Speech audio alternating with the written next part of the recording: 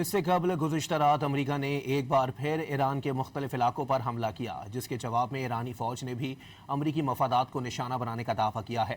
دونوں ممالک کے درمیان کشیدگی ایک بار پھر بڑھ گئی۔ اس حوالے سے رپورٹ ملاحظہ کیجیے۔ ایران پر ایک بار پھر حملوں کے بعد امریکہ اور ایران کے درمیان کشیدگی بڑھ گئی۔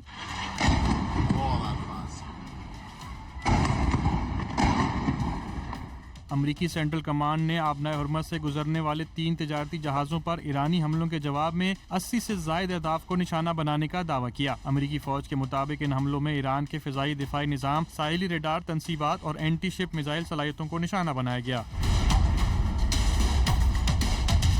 ایرانی میڈیا کے مطابق جنوبی ساحلی شہر سرک میں دھماکے سنے گئے، 6 میزائل گرے، بندرگاہ پر تجارتی اور ماہی گیری کے مقامات نشانہ بنے، کئی افراد زخمی ہوئے۔ جزیرہ خارق، کشم اور بندر عباس میں بھی دھماکے سنے گئے، بندر عباس کے قریب ماہی گیروں کی کئی کشتیاں جل گئیں۔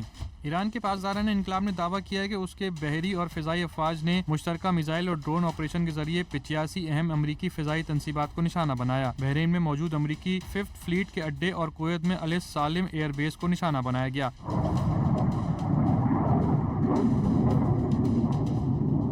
ایرانی فورسز کا کہنا ہے کہ کارروائی امریکہ کی جانب سے جنگ بندی اور اسلام آباد معاہدے کی مبینہ خلاف ورزی کے جواب میں کی گئی۔ ایرانی فورسز نے ان حملوں کو شہید ایرانی رہنما کی تدفین کے موقع پر کیا گیا اقدام قرار دیتے ہوئے کہا کہ امریکہ اس تاریخ موقع کو متاثر کرنے کی کوشش کر رہا تھا۔ ایرانی پاسداران انقلاب نے دعویٰ کیا کہ جنوبی علاقے میں امریکی MQ-9 ڈرون مار گرایا۔ بحرین اور کویت میں فضائی حملوں کے باعث سائرن بج اٹھے۔ برطانیہ کی UK میری ٹائم ٹریڈ آپریشنز کے مطابق گزشتہ 24 گھنٹوں کے دوران آبنائے ہرمز کے قریب 3 بحری جہازوں کو نشانہ بنایا گیا، جن میں سے ایک قطر کا LNG لے جانے والا جہاز تھا، جس پر ایک ڈرون حملے کے نتیجے میں آگ بھڑک اٹھی۔ Status: engine room fire